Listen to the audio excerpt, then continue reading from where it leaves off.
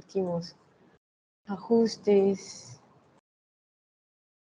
No te preocupes, no te preocupes. Bueno, y con esto también les va botando un poquito de tiempo. Los colombianos somos impuntuales, entonces, y estamos en clase y estamos corriendo, entonces, pues nada. Señora, no todos. No todos, hay unos que están súper juiciosísimos, si quieres, de las 10:30 acompañándome, esperando a que todos se sumen, así que a todos los que han sido, además que hay algunos que les voy a dar premio, porque son muy juiciosos, muy constantes, que siempre están aquí pendientes de nuestro ciclo de formación, que siempre están entrando, entonces, pues, van a estar muy atentos. Sí, señor Diego, sí, señor, ahí Dieguito siempre presente. Muy juicioso. Ya tenemos a Sheila en vivo y en directo desde el hermoso edificio de Redalic, un edificio de ciencia abierta, pero de envidiar. Les tomaremos fotos al edificio en la última semana de este mes y las compartiremos para que vean lo que tiene que ser nuestra apuesta de ciencia abierta aquí en Uniminuto. Entonces, pues mi querida Sheila, si quieres arrancamos. Voy a presentarte, la doctora Sheila Godínez Larios, es licenciada en Ciencias Políticas por la Universidad Autónoma del Estado de México y es egresada en la licenciatura de Sociología de la Universidad Nacional Autónoma de México también. Es estudiante de la maestría en Ciencia, Tecnología y Sociedad en la Universidad Nacional de Quilmes, Argentina, donde realiza una investigación sobre la reconfiguración de la comunicación científica en el ámbito del acceso abierto ante la adopción del Plan S. También Sheila nos va a comentar un poco del Plan S, porque ha sido uno de los temas que se ha abanderado desde Redalí. Y esa adopción del Plan S como estrategia de apertura vista desde el capitalismo informacional bajo la dirección de Mariano Zuckerberg.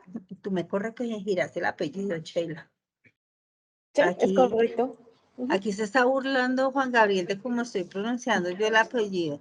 Él es investigador registrado y reconocido por el CONICET de Argentina y por Eduardo Aguado López, que también es reconocido por el CONICET de México y es uno de los grandes abanderados del tema de la ciencia abierta y es el fundador de todo este proceso de realidad.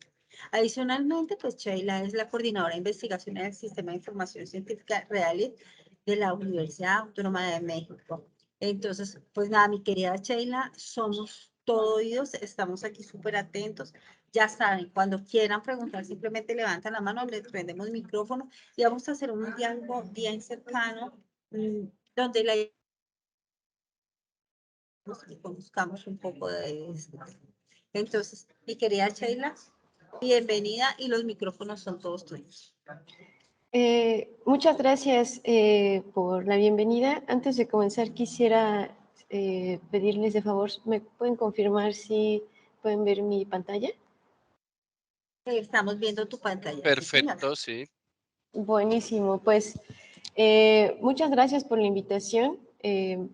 Siempre nos alegra mucho compartirles un poco sobre la perspectiva que tenemos del acceso abierto y la ciencia abierta desde Redalic, en específico desde una perspectiva diamante. Ya entraré en materia.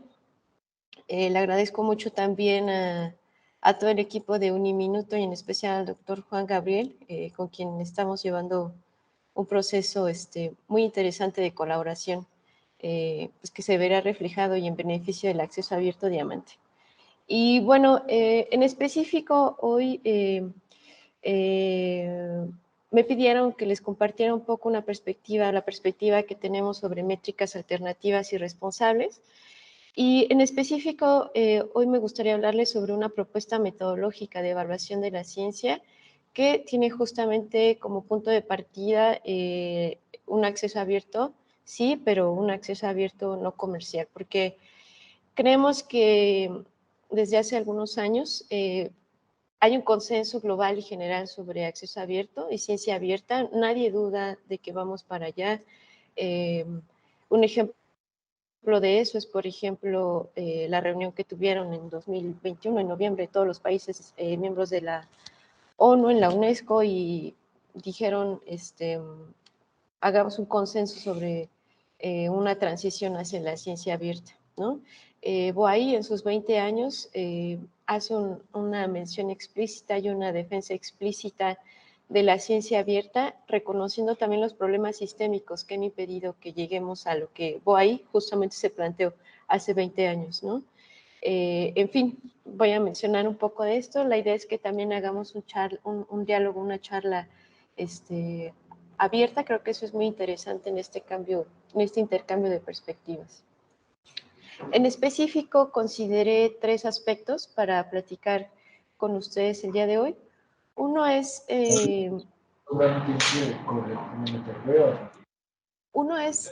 tiene que ver con el significado mismo de la evaluación. Digamos, el objetivo no es replantearnos qué es y llegar al fondo de ello, sino más bien una reflexión sobre qué podemos considerar cuando hablamos de evaluación. En un segundo momento, hablar sobre este consenso generalizado que hay sobre cambiar o modificar nuestra forma de evaluación o las formas imperantes de evaluación, y que es justamente el tema del cual se deriva el tema o el concepto general de métricas alternativas. Y finalmente hablarles sobre la propuesta metodológica que venimos desarrollando desde hace algunos años. Entonces, en primer lugar, sí creo que es muy importante detenernos un poco a pensar en de qué hablamos cuando decimos que estamos evaluando. En específico, creemos que estamos partiendo de una perspectiva de una evaluación a una actividad social que llevan a cabo sujetos, que después pueden verse desde la perspectiva de instituciones, de países, de regiones, de disciplinas, por revistas, en fin, pero finalmente hacemos énfasis a una actividad que hacen los sujetos. Entonces,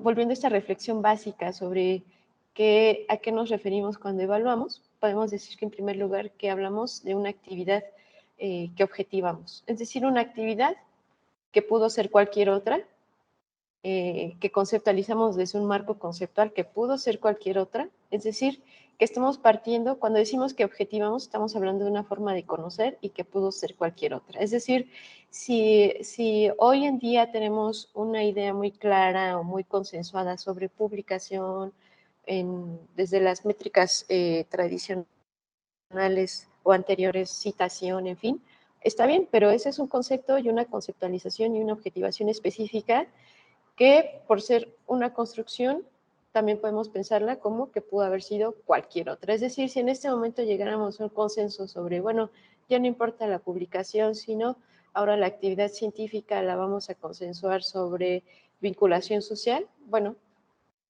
consensuemos y partamos. Pero ese es el primer punto, decir que estamos haciendo énfasis en una actividad que el día de mañana podrá ser otra cosa, ¿no? En segundo lugar, también cuando hablamos de evaluación, también estamos hablando de una actividad de exclusión. Es decir, estamos haciendo uso de una serie de construcciones analíticas que aterrizamos sobre un conjunto de información, pero implícitamente estamos excluyendo otros. Es decir,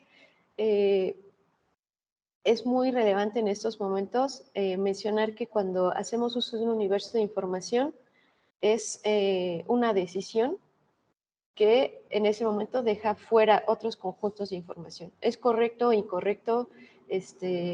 ¿Conveniente, inconveniente? Tiene sus implicaciones. Ese es un punto que creemos importante destacar. No existe, digamos, un universo totalmente incluyente sí, incluyente de toda la actividad. No existe ni siquiera ontológicamente manera, ni operativamente manera de llegar a ello. Toda base tendrá sus límites, sus pertinencias y sus exclusiones también.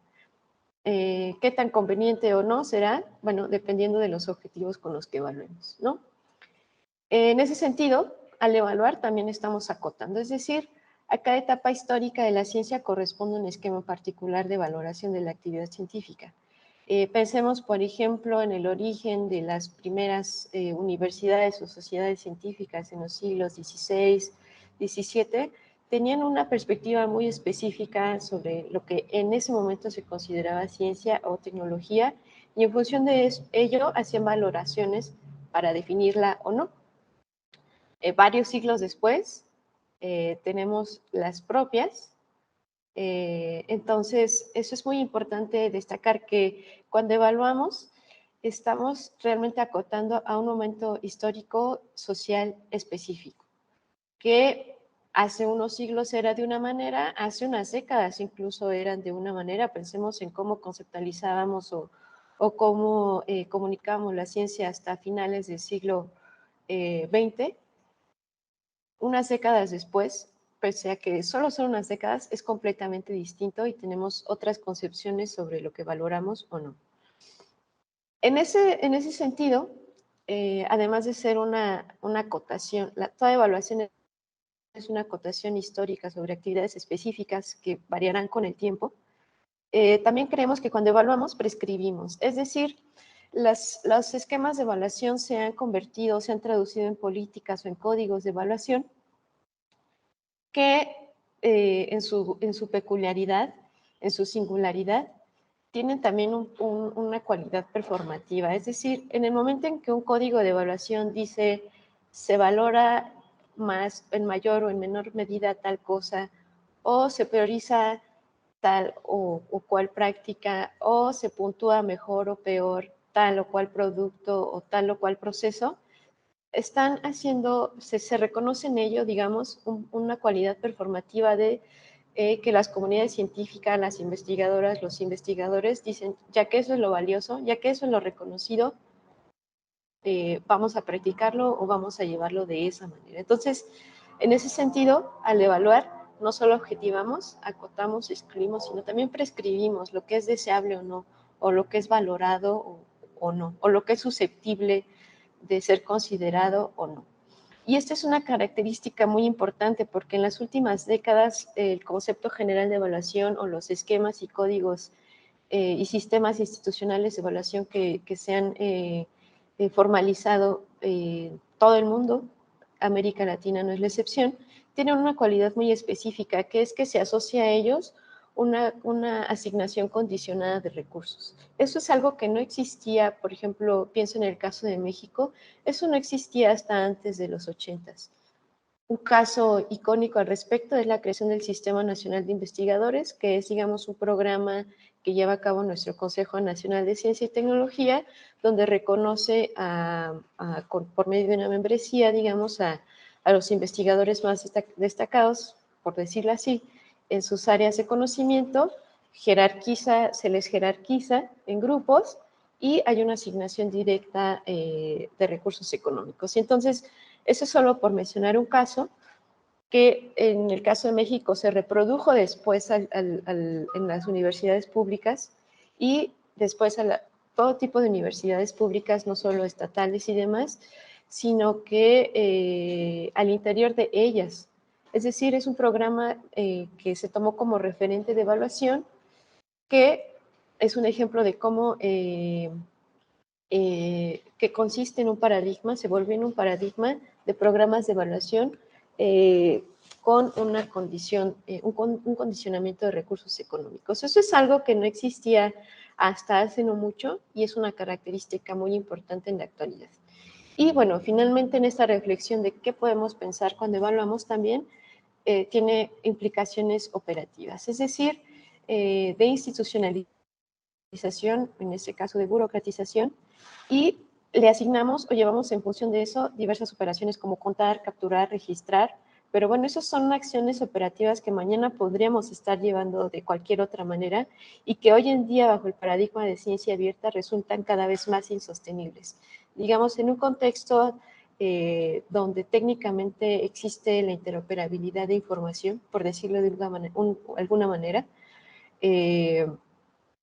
resulta cada vez más insostenible este registro de información y captura en N plataformas como existen programas de evaluación. Entonces, digamos, el resumen de esta primera idea era transmitir que la evaluación es un conjunto de acciones y de ideas que mañana podrían ser otra cosa. Y en ese sentido, esta idea me resulta muy, muy ilustrativa. De su lado izquierdo, en este pintura de Magritte, donde él dice, utiliza, digamos, esta figura y la nombra esto no es una pipa, porque dice que hay un contraste entre la imagen y las palabras con el original. Es decir, una cosa él dice es la imagen, otra cosa es la palabra y otra cosa es la pipa en sí mismo. Digamos, el punto no es adentrarnos en Magritte, sino utilizar la analogía que él hace para que hay una equivalencia entre la semejanza y cómo representamos las cosas. Tiempo después, Michel Foucault hace lo mismo. Una disculpa, hay un micrófono abierto. No sé si...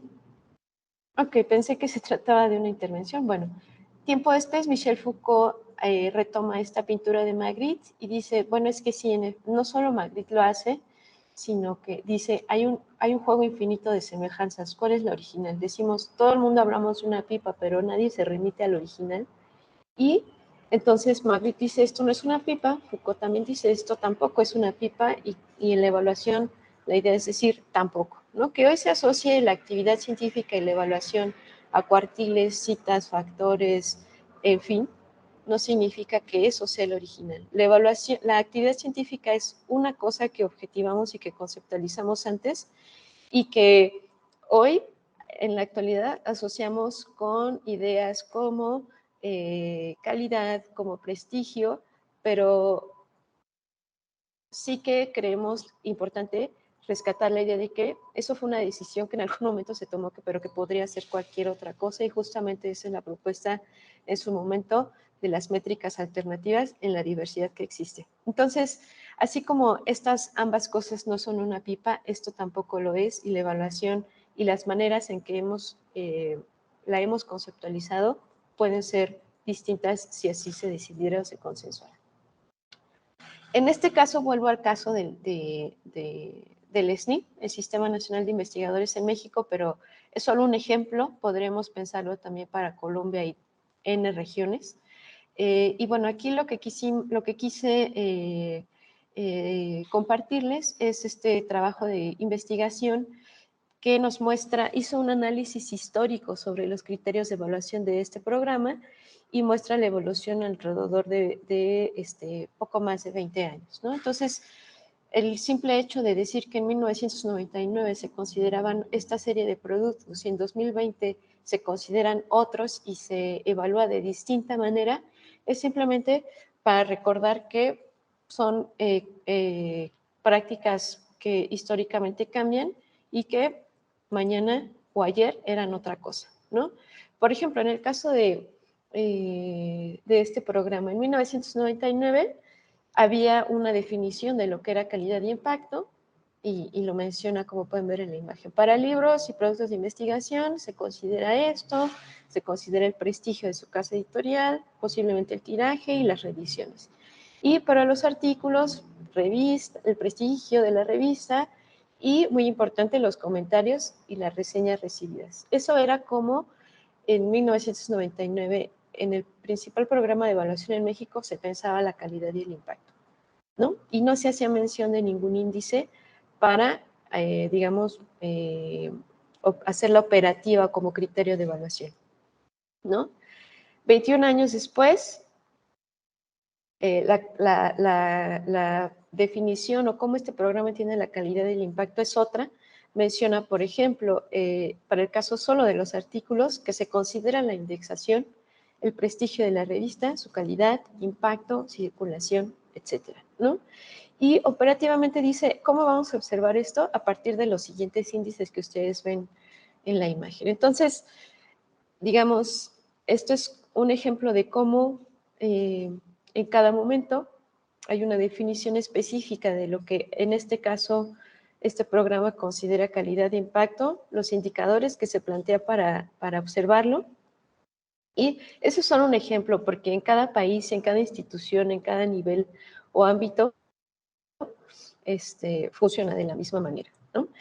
Pero también se ha avanzado en una crítica, o digamos, podemos observar ahora o presenciar ahora lo que parece una crítica consensuada al, entre comillas, al modelo de evaluación actual, si es que podemos pensar en uno Juan, pero sí que reconocer que tiene, o es el imperante en muchos ámbitos, ¿no? Como es el caso de México en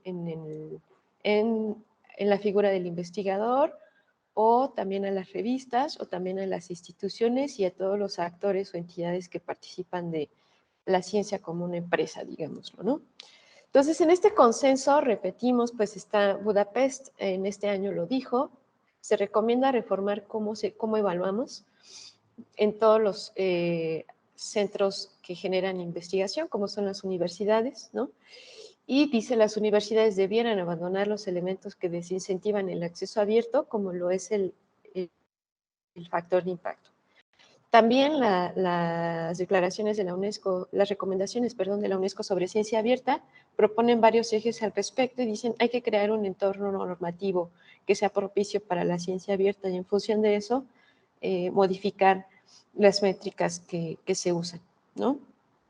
Que sean armónicas, digamos, con la ciencia abierta y eso es muy importante porque hay un reconocimiento de que las métricas de evaluación están yendo hacia un lado y los modelos de comunicación y ciencia van hacia otro lado y cada vez es más evidente que se trata de ejes que van en ideas o en direcciones distintas, ¿no? También está la declaración de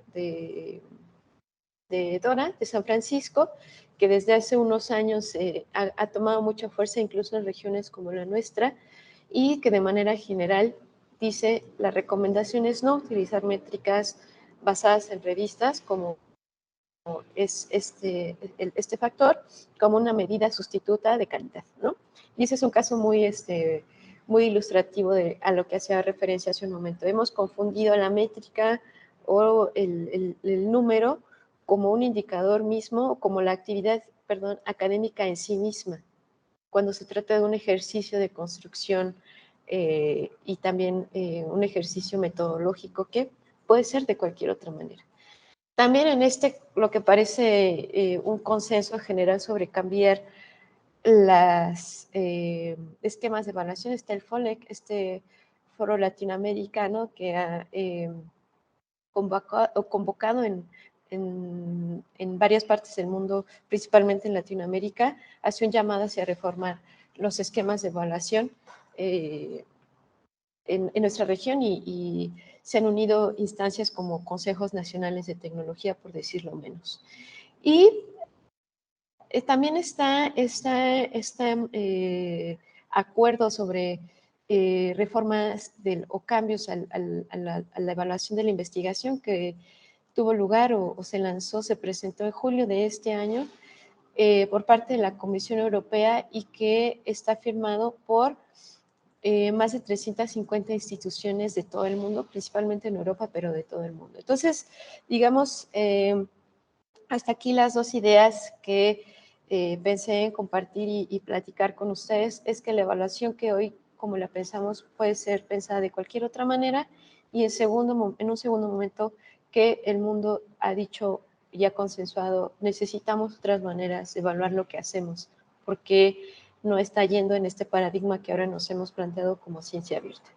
Entonces, en función de estas dos ideas principales es que tiene lugar esta metodología que les comparto el día de hoy, que es la metodología de evaluación de la ciencia en acceso abierto diamante. Como lo mencioné al principio y si no lo comentamos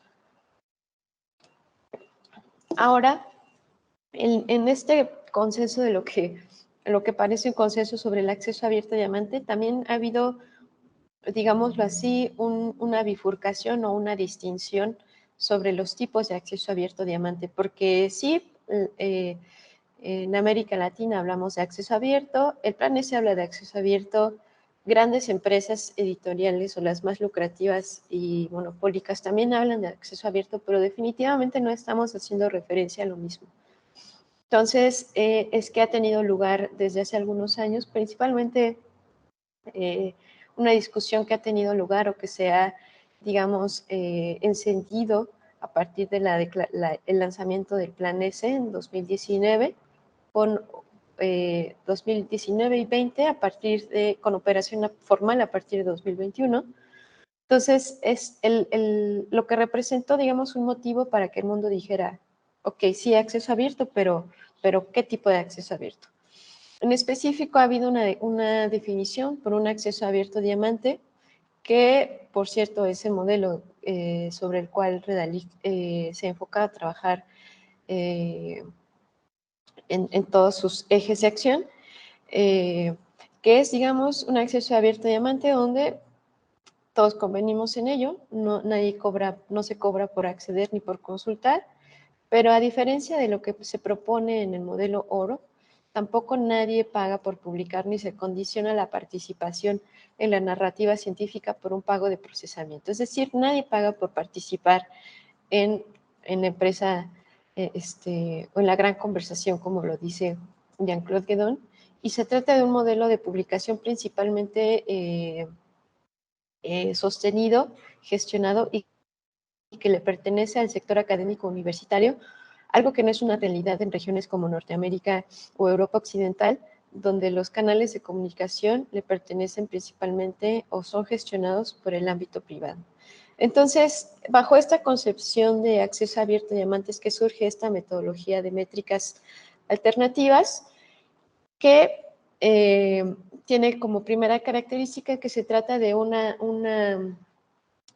propuesta conceptual y metodológica que retoma la necesidad de reorientar la evaluación, sí, pero también algo muy importante, que sea factible.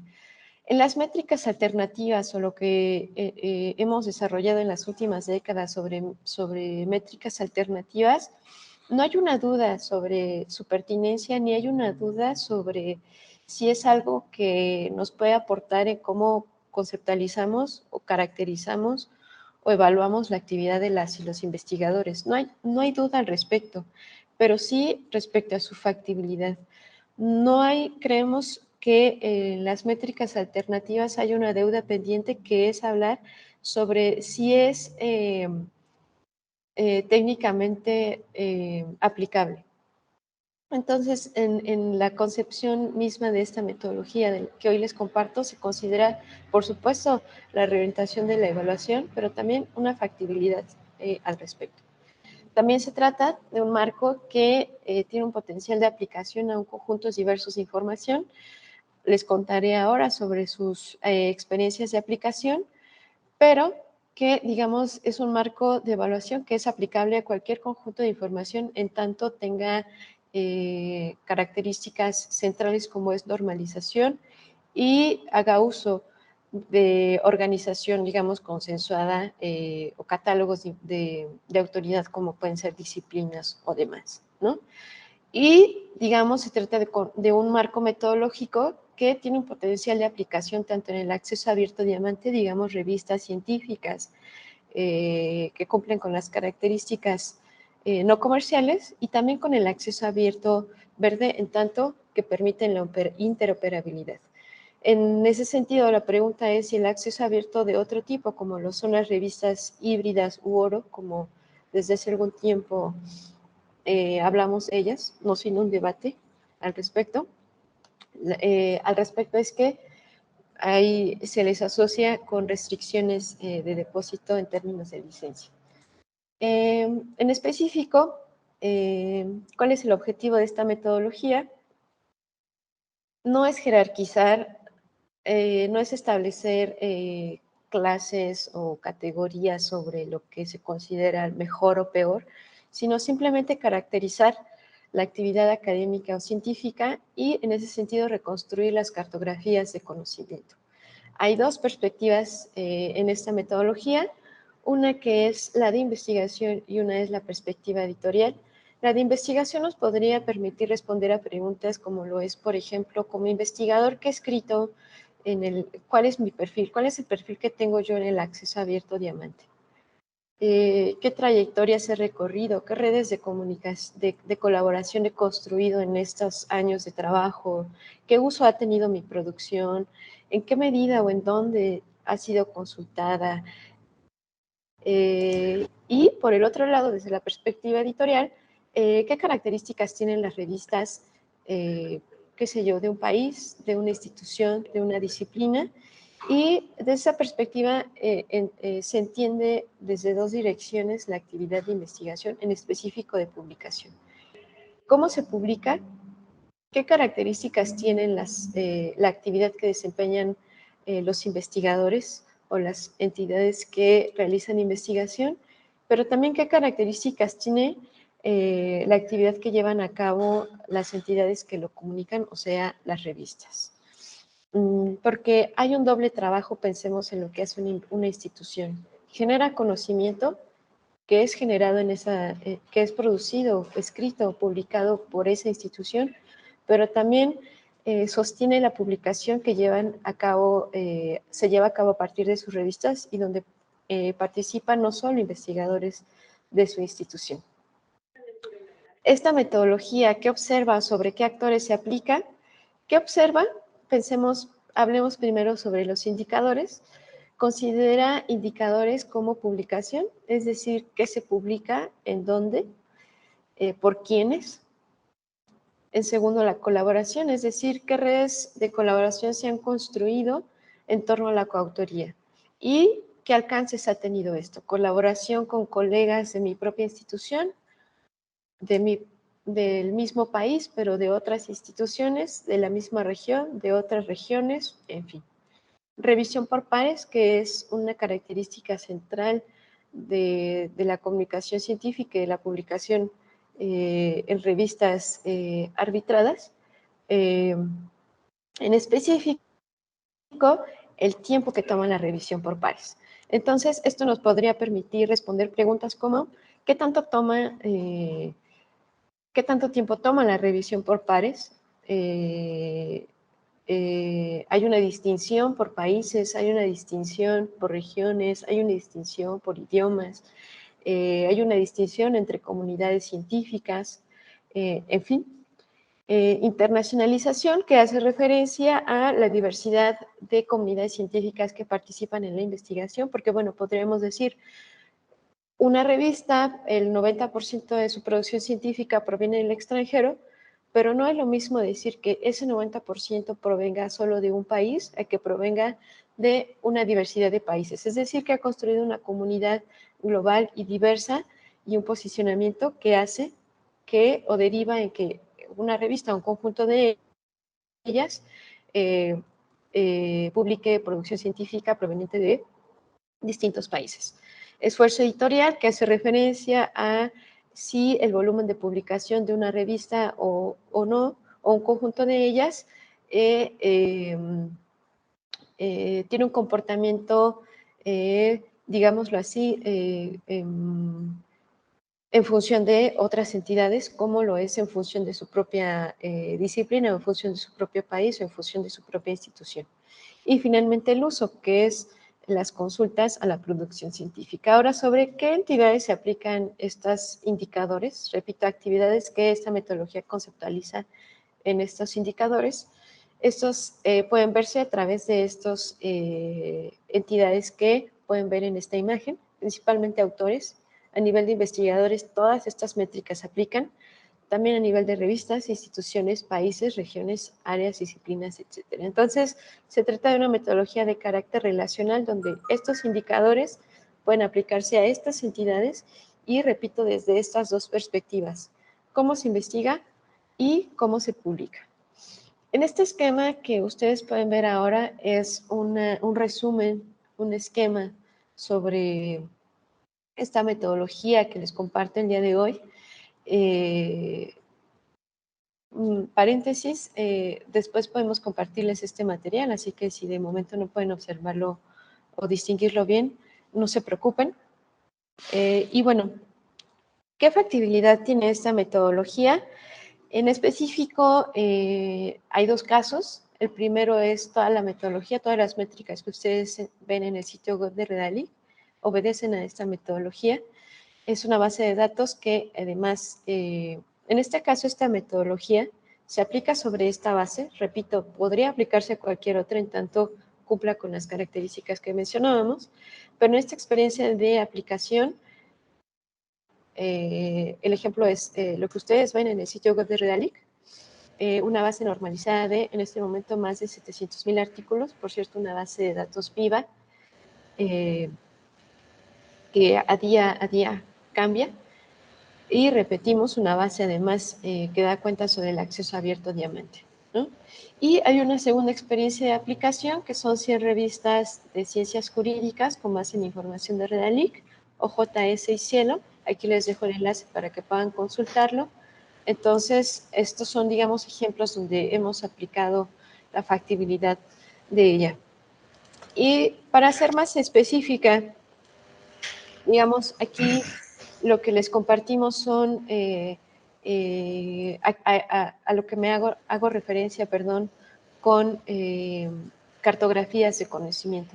Hay una diferencia muy grande entre jerarquizar, entre decir, tú investigador, revista o lo que sea, eres cuartil 4 a cuartil 1 y tienes un factor de impacto 1 tal a .000x, a decir, esta es la cartografía que tú has construido a lo largo de tu carrera como investigadora o investigador.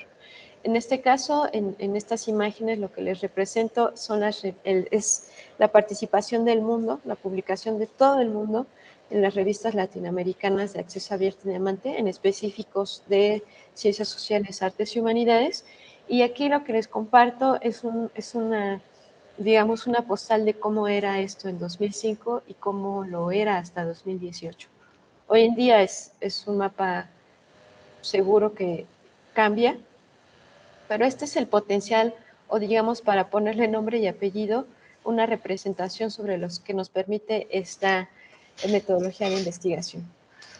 Aquí este es otro tipo de cartografía. En la imagen azul ustedes pueden ver cómo Latinoamérica ha publicado en las revistas de acceso abierto Diamante de Colombia. Esa es la comunidad que han construido las revistas colombianas Diamante.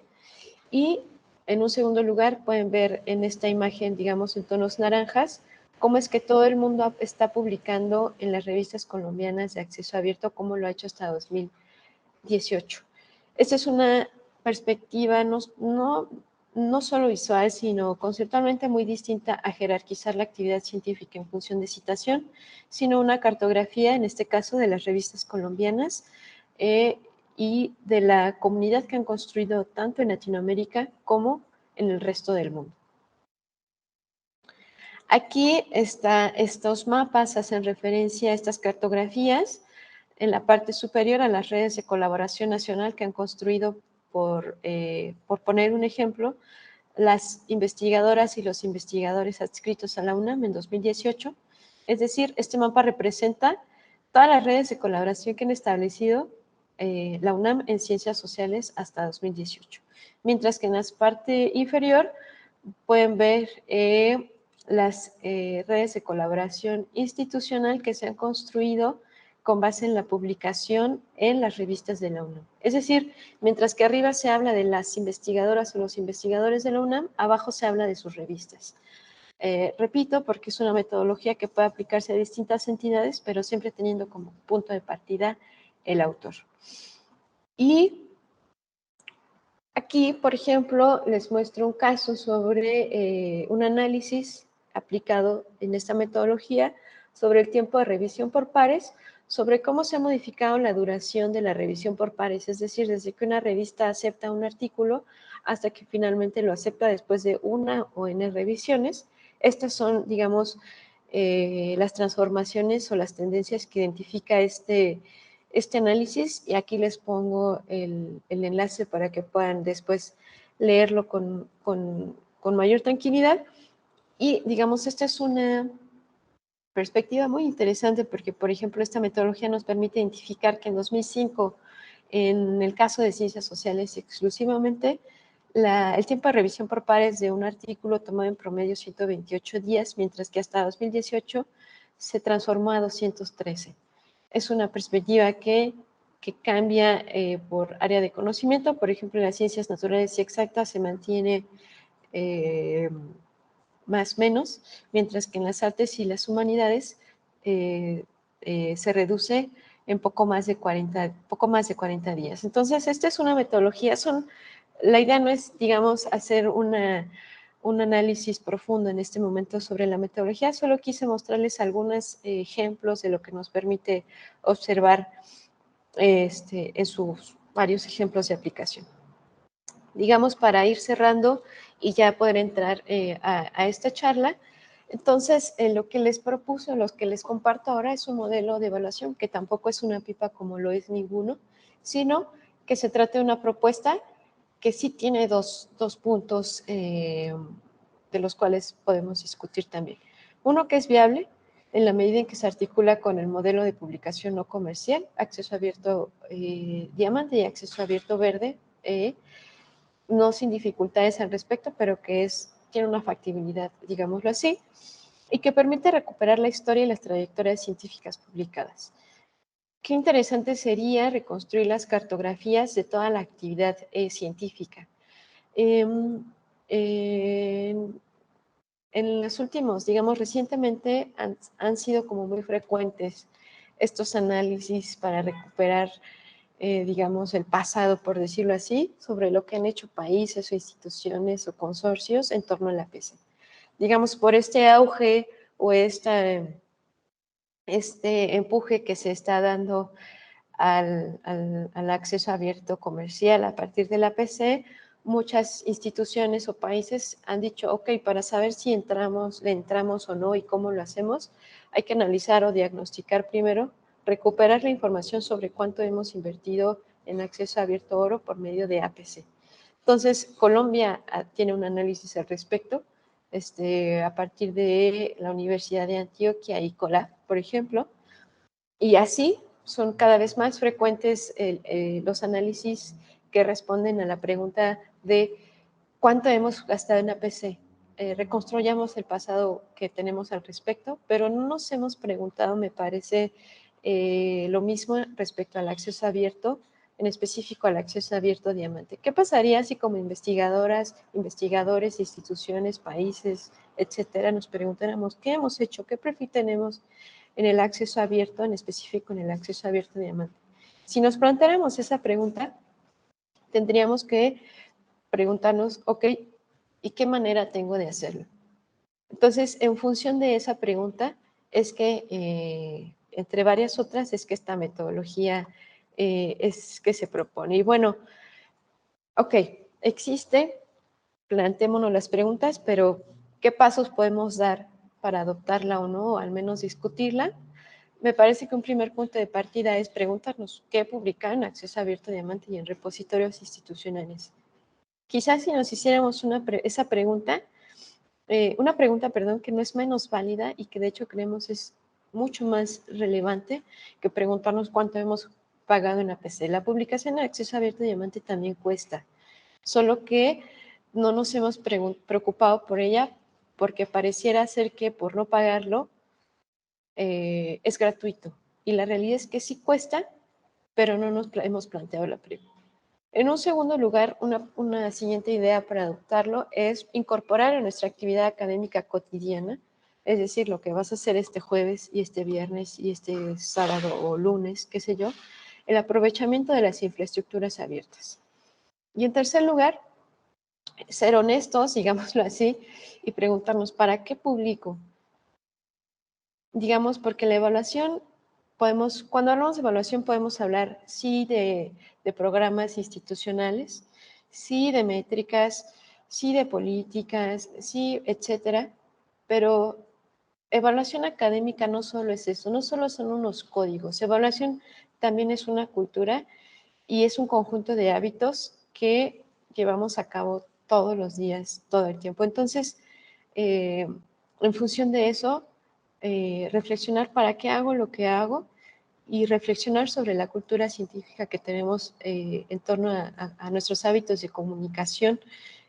Preguntémonos si nuestros hábitos de comunicación científica como especialistas o en cada quien en su tema, nos enfocamos solo a la publicación, en específico qué tipo de publicación o si hemos incorporado, estamos incorporando o queremos hacerlo para empezar otras prácticas que ahora estamos aprendiendo con ciencia abierta, ¿no? Una ciencia abierta que se vincule con otros esquemas de evaluación, como los programas que hemos visto al principio. Y bueno, esta es como la propuesta de la charla que podemos comenzar ahora.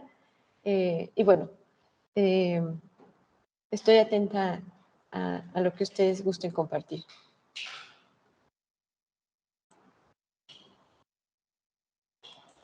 Pues doctora Sheila, mil gracias. Creo que un recorrido bien interesante, unas apuestas muy interesantes para lo que se nos viene en temas de ciencia abierta, de métricas. No sé, yo creo que por aquí ya hay preguntas. Aquí Juan Gabriel está que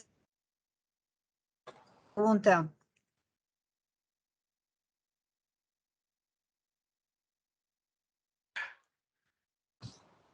Ya. Hola Sheila, qué gusto escucharte y saludarte. Al igual que a muchas personas conectadas, un verdadero placer esto que nos apasiona y que va en gran medida con nuestra propuesta misional en términos de institución educativa en Colombia.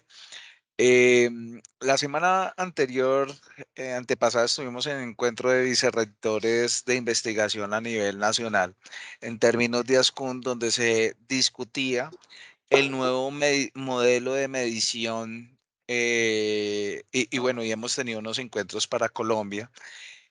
Quisiera de pronto si tienes algunas nociones con relación a las propuestas que pueden irse desarrollando, que ustedes han visto, cómo va México, algunas ilustraciones. Nosotros tenemos algo muy propio en Colombia, que son los grupos de medición, pero modelos de medición específico hacia investigadores sería como la primera pregunta dentro de lo que de pronto se ha encontrado. Segundo, si Realid, Amelica han considerado algún otro tipo de, no de métricas, que sé que es el tema, pero más que métricas, de tipos de productos, así como nos mostraban históricamente, como algo que se está discutiendo bastante en Colombia, es o que hemos venido discutiendo es en términos de la métrica, es la forma como se está divulgando y el tipo de producto que se está divulgando. Entonces, si hay algún otro tipo de productos de divulgación científica que se esté considerando directamente desde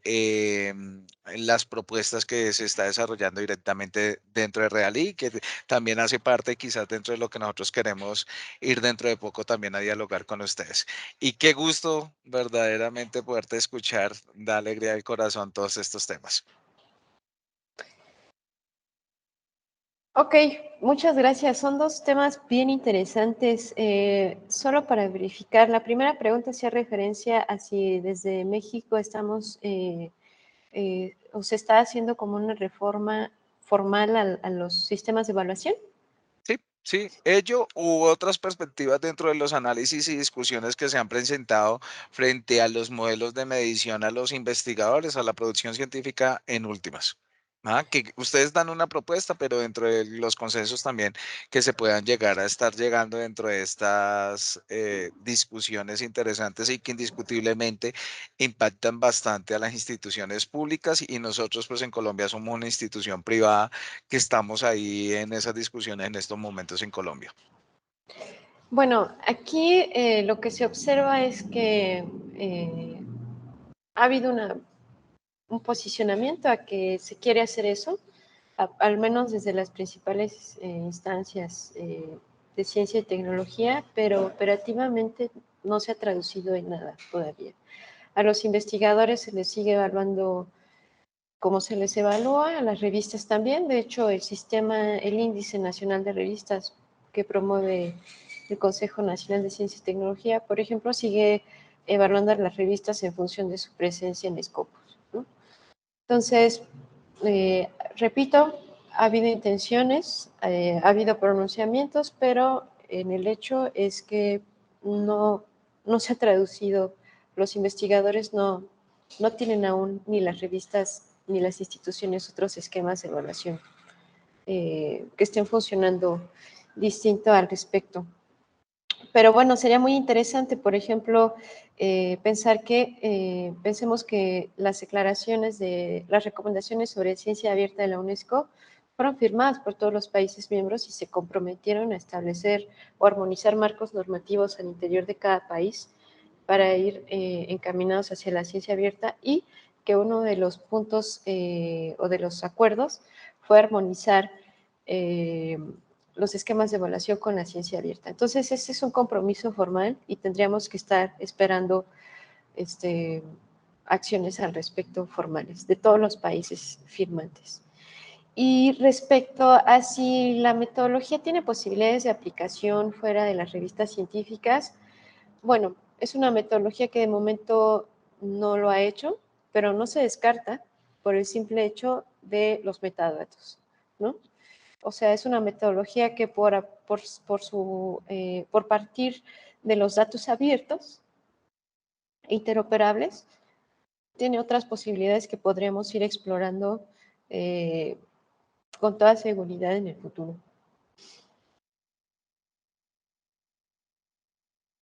Ok, de acuerdo a la primera pregunta y en cierta forma las discusiones también que hemos generado en Colombia, eh, una de las apuestas grandes y que está cada vez tomando más fuerzas es que lo cuantitativo apoya lo cualitativo.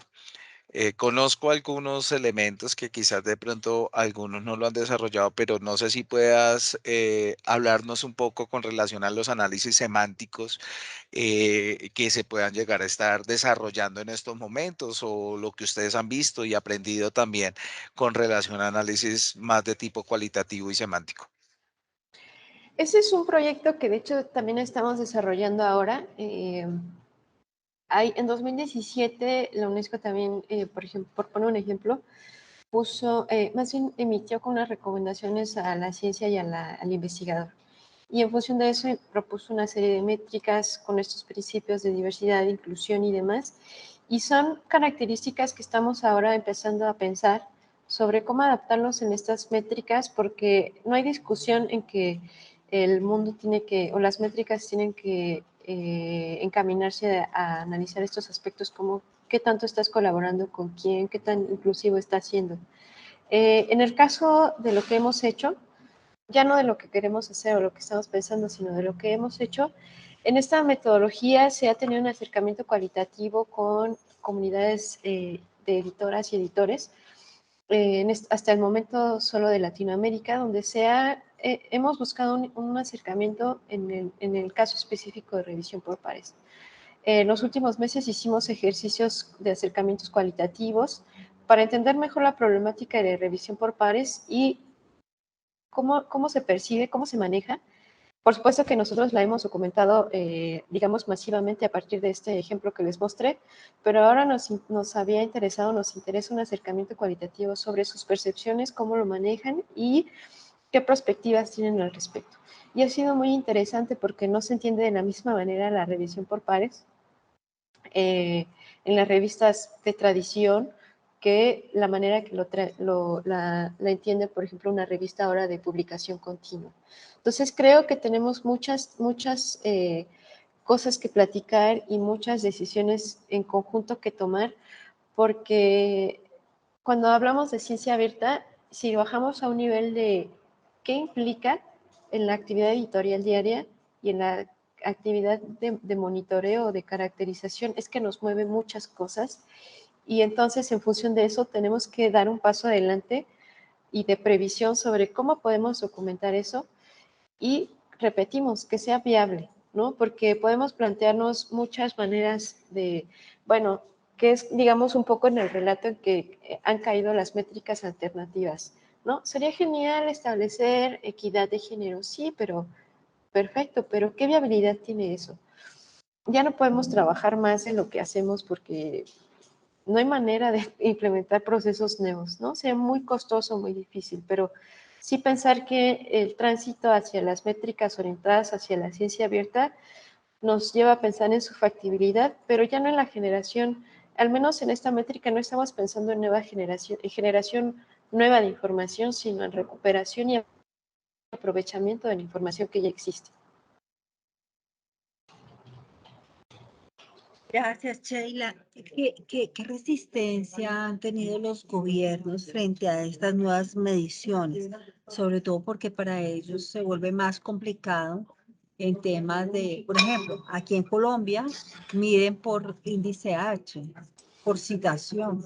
Y eso a veces va en detrimento porque digamos que uno puede tener una publicación que si bien no tiene citación, es un libro de una gran usabilidad, de una gran lecturabilidad, de descargas, de consultas, y esa ruta se pierde. Digamos que uno podría tener las métricas por Google Analytics u otros medios, pero qué resistencia hay por parte de los estados frente a estas métricas, a pesar de que hablan de una política abierta. ¿Ustedes han visto este tema?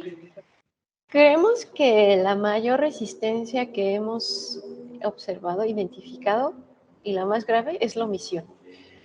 Pese a que, repito, hablamos de un consenso, parece que todos estamos de acuerdo, pero hay una omisión respecto a propuestas. Eso es lo que hemos identificado. Por ejemplo, el caso de Colombia es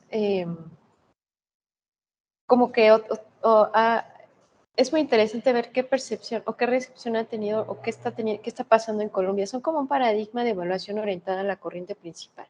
Así se evalúa a los investigadores y ni hablar de Publindex.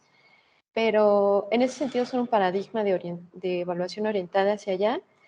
Por otro lado, están muy preocupados sobre cómo transitar o unirse al Plan S.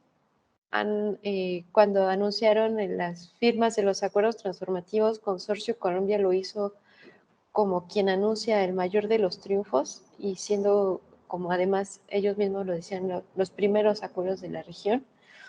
Pero también hay una omisión muy grave porque que creemos que esa es la más grave de las resistencias.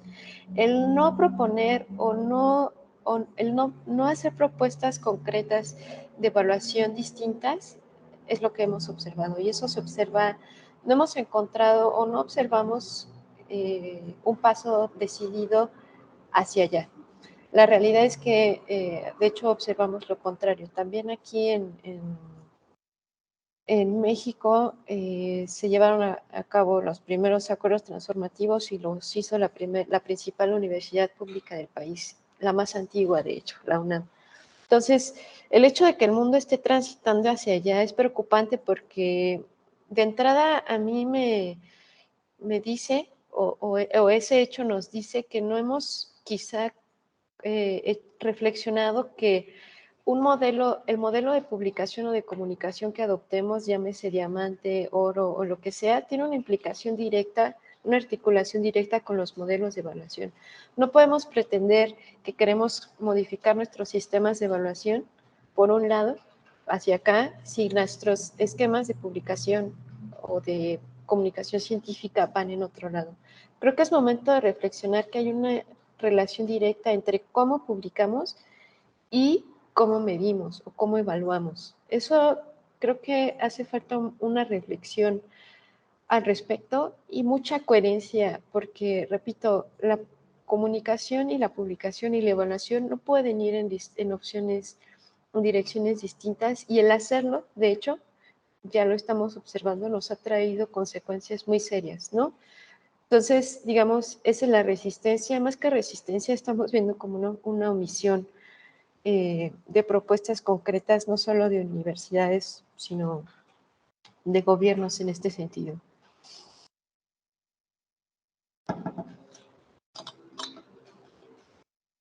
Bueno, creo que no sé si hay preguntas. ¿Qué recomendaciones podrías tú desde tu experiencia brindarnos a nosotros como Uniminuto que estamos estableciendo nuestros indicadores de medición en términos de métricas alternativas? ¿Qué recomendaciones nos podrías dar? Bueno, una primera, creo que el punto antes de pensar en todo lo demás, un primer punto de partida es ser sinceros y ser claros y hacer preguntas, buenas preguntas. Y una primera buena pregunta es, ¿qué queremos? ¿Nos interesa un posicionamiento en qué sentido? ¿No? Nos interesa vincularnos con la sociedad, nos interesa una incidencia de algún tipo, nos interesa un posicionamiento en determinados canales de circulación, nos interesa, etcétera. Y en función de eso, establecer las métricas o los indicadores de evaluación. Si de momento lo que nos interesa o lo que le interesa a Uniminuto es reconstruir, unirse a este paradigma de ciencia abierta y de acceso abierto no comercial, una primera pregunta quizá podrían hacerse es, ¿qué he hecho en el acceso abierto? ¿Cuál es el perfil de mis investigadoras, investigadores o revistas en el acceso abierto y en el acceso abierto diamante? Y si esa es una pregunta que Uniminuto se plantea y quiere reconstruir todo el trabajo que ha hecho, no se trata de hacer más trabajo, sino de trazar la cartografía de lo que ya está hecho, entonces, bueno, podrían plantearse el uso de métricas como la que les compartí hoy o cualquier otra, pero bueno, una primera recomendación para ser más concreta es quizá preguntarse qué he hecho en mi perfil, cuál es mi perfil en acceso abierto y en función de eso plantearse esas métricas, ¿no? Y por otro lado, ser coherentes, yo diría también, creo que eso es muy importante, establecer la coherencia con el modelo de publicación que se promueve. El fortalecimiento a las revistas, en específico las revistas Diamante, es muy importante y además de ser el modelo natural o de tradición en nuestra región. Entonces diríamos, qué bueno que Uniminuto está en un momento de mucha oportunidad, así lo pienso, un momento donde tiene todo por hacer y que está en un momento de disposición a preguntarse qué voy a adoptar. Y bueno, un primer punto de partida podría ser qué han hecho en el acceso abierto no comercial.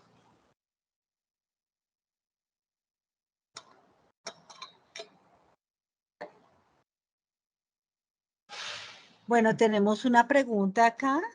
¿Qué campos del conocimiento son más susceptibles de liderar o promover este paradigma de ciencia abierta? Pregunta Juliana Alejandra Triana Palomino. Sin duda que las ciencias sociales y las humanidades tienen o son quienes han liderado de hecho esto. Porque digamos, para campos más relacionados a las ciencias naturales o exactas, para ellos no tienen realmente, para ellos no representa un problema realmente que se les evalúe en función de su publicación en canales de un diverso u otro, principalmente asociados a la corriente principal.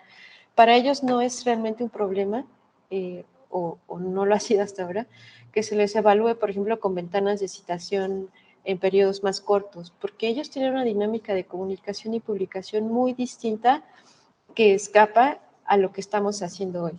Hoy, por ejemplo, se están citando, qué sé yo, solo por poner un ejemplo.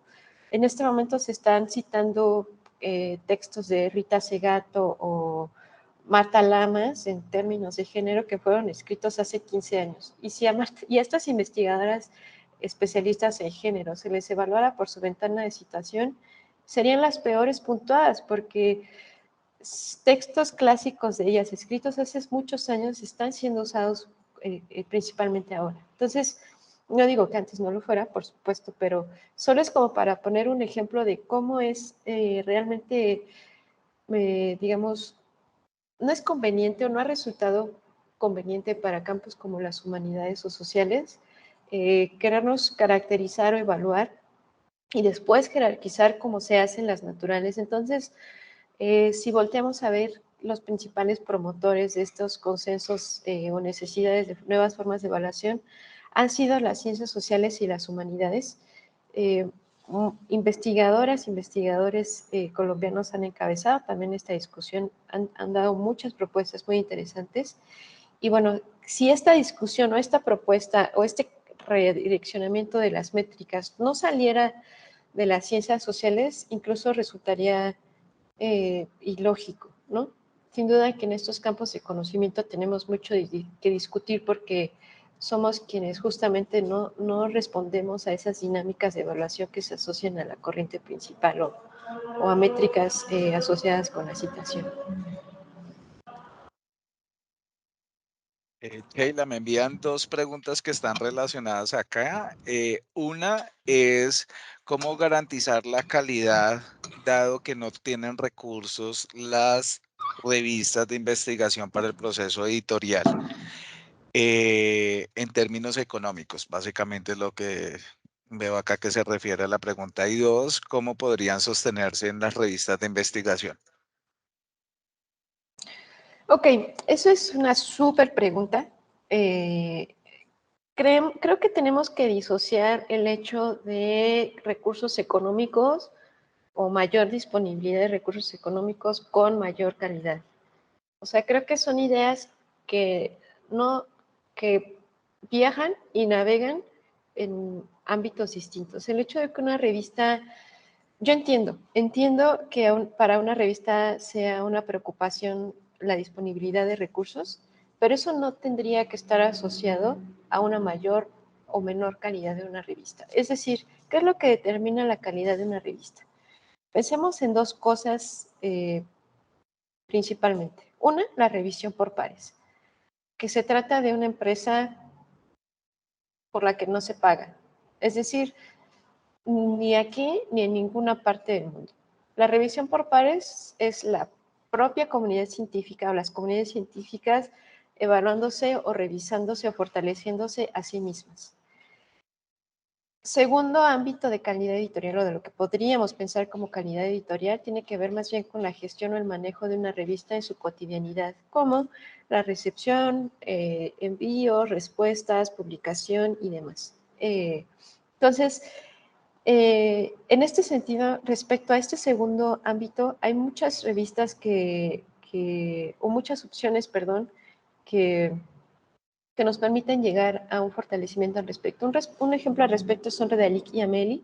Ameli, conocimiento abierto.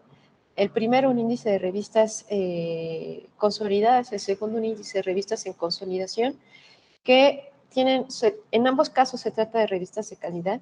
En ambos casos se trata de revistas que hacen uso de la tecnología desarrollada por Redalic, en específico la marcación en XML, y en ambos casos se trata de revistas diamante, cuya calidad no se discute. De hecho, por eso forman parte de los índices, porque muestran un fortalecimiento editorial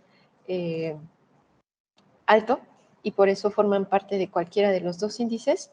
Y entonces, para ser más concreta y cerrar esta pregunta, disociemos calidad con recursos económicos. Hay propuestas que nos permiten la sostenibilidad de las revistas. De hecho, ese es el principal ámbito de trabajo de Redalic y de Ameli, proporcionar tecnología para que las revistas puedan seguir utilizando o seguir llevando su operación. Y la segunda pregunta, ya lo olvidé, disculpe. Creo que ya la contestaste allí porque ¿Sí? pues iba dirigido a lo mismo con relación a cómo se sostiene básicamente las revistas de investigación, de dónde podrían sacar recursos. Pero pues si quieres complementar allí algo. Sí, bueno, yo diría aprovechemos las infraestructuras abiertas que ya existen. Puse el caso de Redalic y de Ameli porque se trata de plataformas que ofrecen tecnología y acompañamiento permanente a sus comunidades. Pero bueno, este es el paradigma de ciencia abierta, ¿no? Hagamos uso de las infraestructuras abiertas, donde de hecho América Latina pues, es un referente.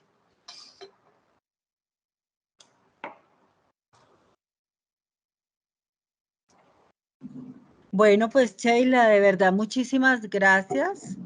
De verdad creo que ha sido un espacio muy enriquecedor. Creo que todos, vuelvo y digo, seguimos cargando en nuestra maleta viajera muchos conocimientos, muchas cosas interesantes que nos van a permitir perfeccionar y mejorar en nuestra profesión como investigadores, como profesores, como difusores del nuevo conocimiento. Tengamos en cuenta siempre que lo que nosotros hacemos va hacia un público objetivo y ese público objetivo es el que nos va a generar estas métricas. Eso es lo que nos permite reconocimiento como verdaderos investigadores. Entonces, mi querida Sheila, de verdad, mil millones de gracias. Gracias a todos ustedes por habernos acompañado y yo estoy completamente segura que esta no es la primera y última vez, sino que Sheila va a seguir aquí con nosotros en muchas más oportunidades. Sí, claro, muchas gracias y mucha alegría de poder platicar hoy con ustedes.